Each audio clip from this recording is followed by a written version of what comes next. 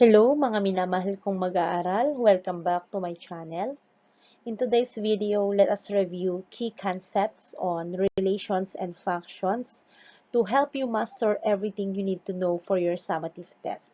And I hope you will find this video helpful.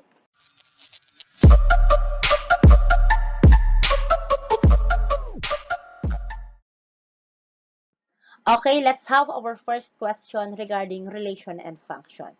Which of the following set of ordered pairs shows one-to-one correspondence? So kung makikita natin, lahat ng options natin are all sets of ordered pairs. And in mathematics, a set of ordered pairs is what we call relation. So yung relation, it shows the relationship or connection between the first and the second elements. And sa relation, meron din tayong tinatawag na domain at meron tayong tinatawag na range. So, ano yung domain? Kapag sinabing domain, those are the set of the first elements. Or, yung first elements natin, yun yung mga x-coordinate or x values. So, we have Christian, Johnny, and Charles. How about yung range? Yung range naman, those are the set of the second elements or set of y values or y coordinates. So we have row 1, row 2, row 3. Also, there are 4 different relations we can come across. So we have one-to-one, one-to-many, many-to-one, and many-to-many. So isa-isahin natin. Kapag sinabi nating one-to-one, ibig sabihin, isahan. So each x value corresponds to one distinct y value. So cite for example, 1 corresponds to 4. Kapag one-to-many naman, ibig sabihin there is one x value that corresponds to multiple, 2 or more y values. Cite for example, 1 corresponds to 4, 1 corresponds to 5.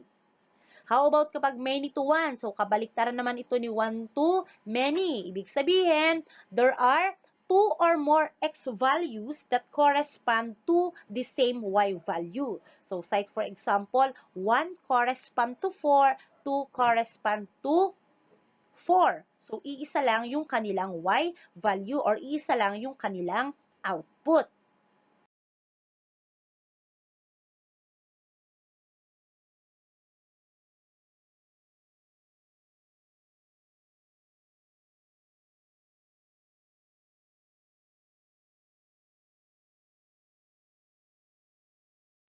And last ay yung tinatawag na many-to-many correspondence. So kapag many-to-many, there are multiple x values that correspond to multiple y values. Cite for example, 1 corresponds to 4. At the same time, 2 corresponds to 4. So hindi lang yung 4 ang kanilang output. Okay, 1 corresponds to 5 and 2 corresponds to 5. So there are multiple elements in the first set that are associated with multiple elements in the second set. Kaya, many to many. Ngayon, balikan natin yung ating tanong. Which of the following set of ordered pairs shows one-to-one correspondence? So, isa-isahin natin yung ating option. So, unahin natin sa letter A. Christian corresponds to row 1, Johnny corresponds to row 2, Charles corresponds to row 3. So kung makikita natin, walang nauulit na element sa domain at wala ring nauulit na element sa ating range. So ibig sabihin, letter A shows a one-to-one correspondence. Okay, let's check the other options. So pencil, paper, ballpen, paper, ballpen, ink, pencil, ink.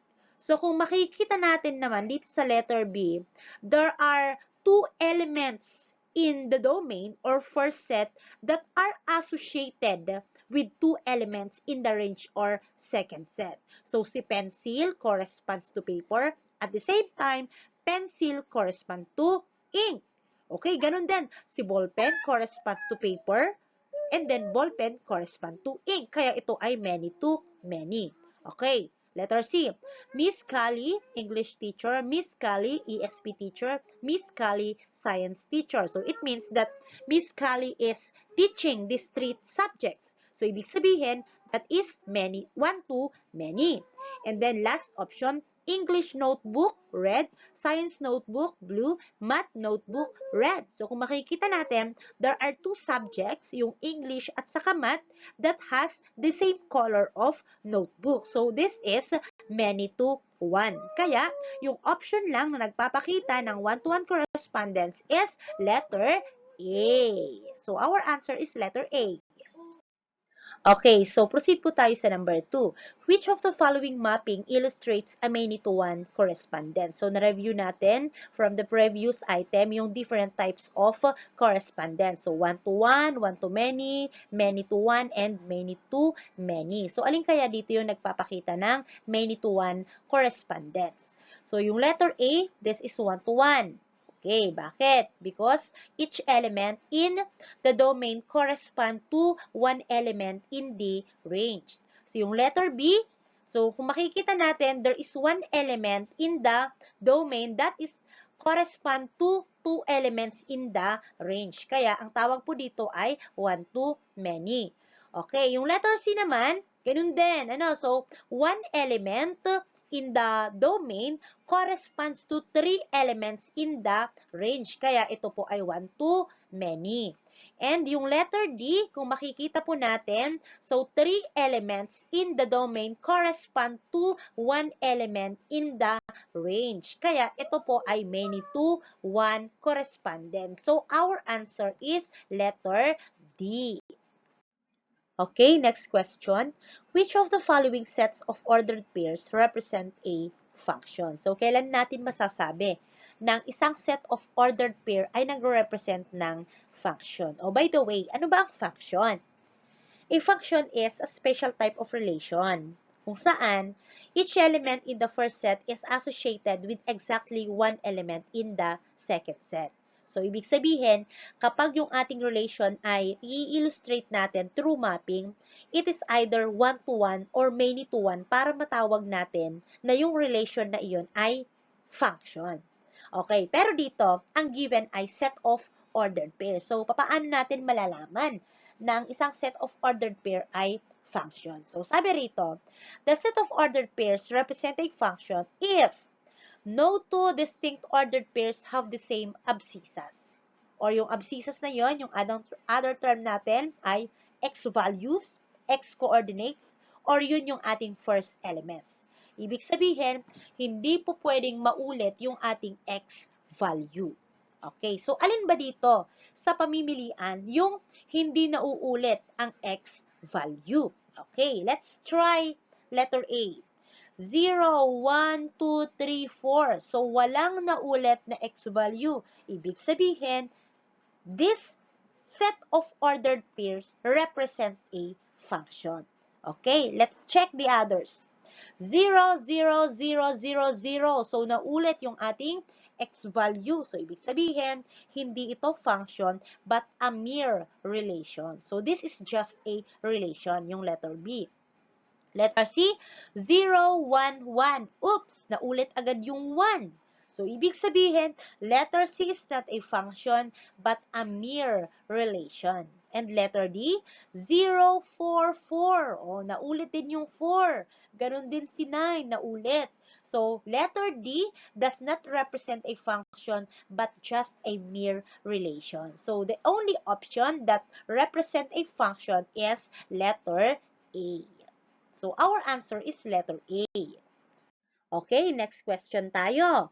Which of the following sets of ordered pairs does not define a function? So, ang given ulit ay sets of ordered pairs, but this time, we are going to choose the one that does not define a function. So, sabi natin sa previous item natin, masasabi natin na ang isang set of ordered pairs ay nagre-represent ng function if walang nauulit na x value. So, ibig sabihin, i-check natin isa-isa yung options na walang nauulit ang x value. Okay, so let's check letter A. So, 3, negative 3, 5, 7. So, walang naulit na x value. Ibig sabihin, ito ay function. Letter B, 2, 2, 2, 2. Oops, naulit yung kanyang x value, ibig sabihin hindi ito function. Letter C, 1, 2, 3, 4. So, walang naulit. Ibig sabihin, ito ay function. Letter D, 4, negative 3, negative 4, 3. So, walang naulit. Ibig sabihin, ito ay function. So, asan dyan yung option na hindi nagde-define ng function? That is letter B. Number 5, identify which statement best describes the graph. A, it is a function since the vertical line will touch the graph at 3 points. B, it is a function since the vertical line will touch the graph at exactly 1 point. C, it is a mere relation since the vertical line will touch the graph at 3 points. D, it is a mere relation since the vertical line will touch the graph at exactly 1 point.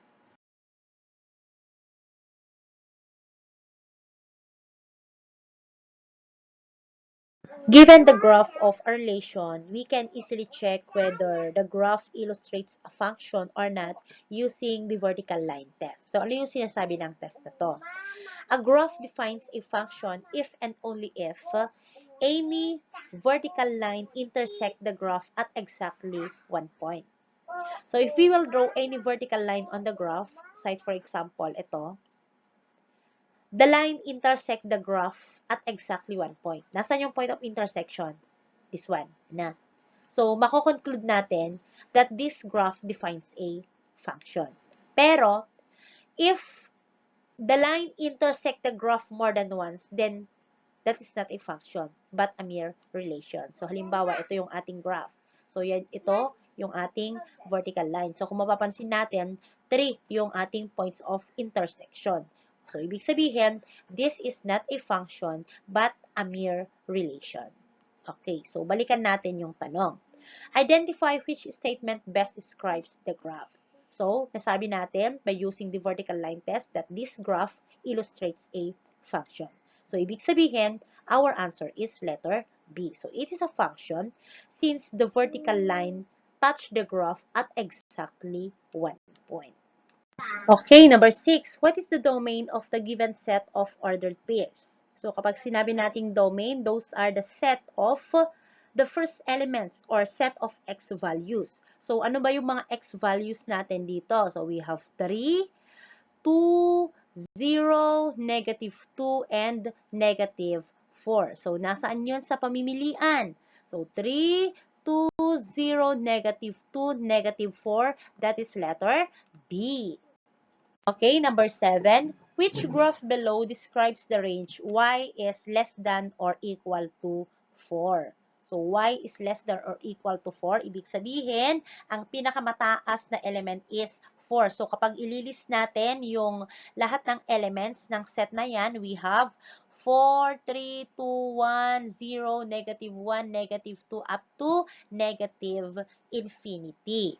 So, ibig sabihin, lahat ng values na ito ay matatapatan ng ating graph. Ngayon, alin kaya sa mga graph na ito ang merong ganyang range?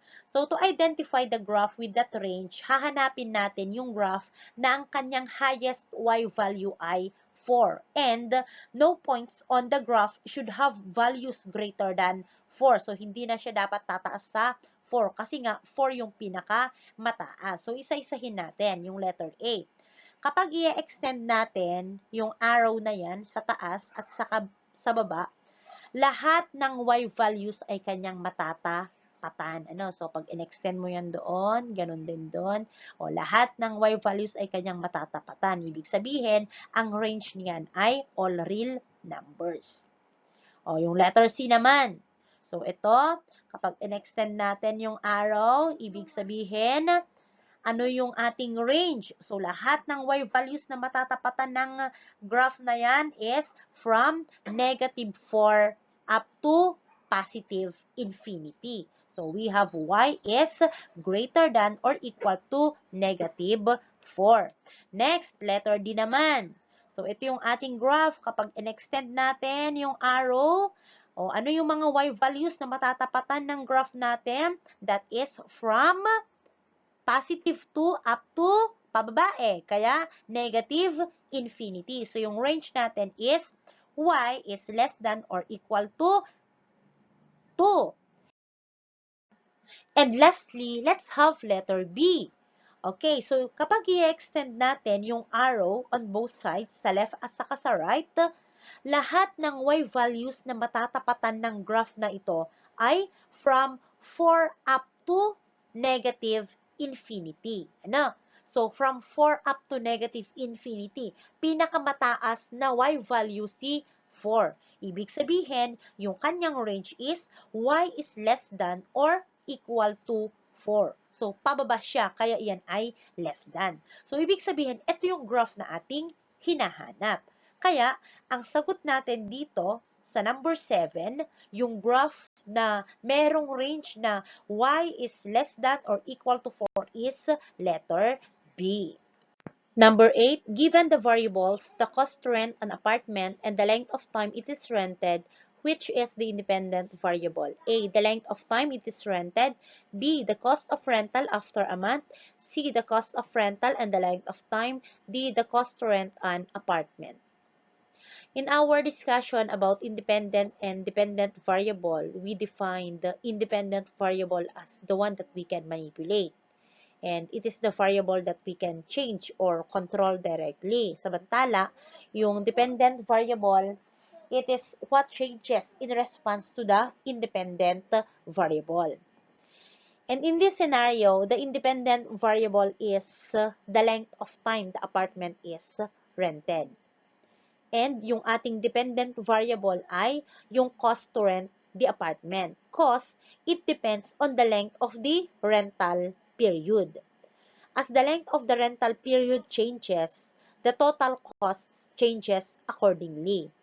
That makes the rental period or the length of time the independent variable. So, yung sagot natin is letter A. Number 9, the price of powdered milk is a function of its net weight.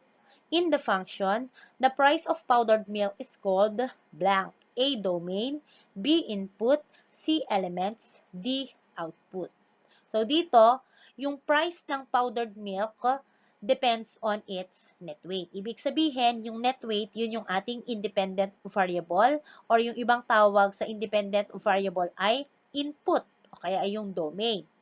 Yun namang price of powdered milk, yun yung tinatawag nating dependent variable. Kasi nga, yung kanyang value ay depende doon sa net weight ng powdered milk. So, yung ibang tawag naman sa dependent variable ay output o kaya ay range. So, dito, ang sagot natin is output. That is letter D. Number 10, last question po tayo. Marites wants to know the effect of the new fertilizer on the growth of her plants. In the situation, what is the independent variable? What's your answer? So, parehas ba tayo ng sagot?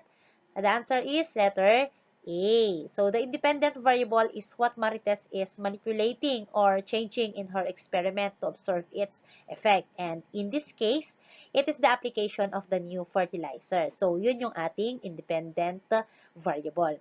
Yung ating dependent variable naman is what she is measuring as an outcome, and that is the growth of the plants. So, dito, ang sagot natin is letter A, and that is the independent variable. At hanggang dyan na lang muna. Maraming salamat sa panunood. Sana ay nakatulong itong tutorial na ito para mas lalo mong maintindihan o ma-master yung lesson natin about relations and functions. Kapag meron kang katanungan, feel free to leave a comment below. Good luck on your test, happy studying, and see you in the next video.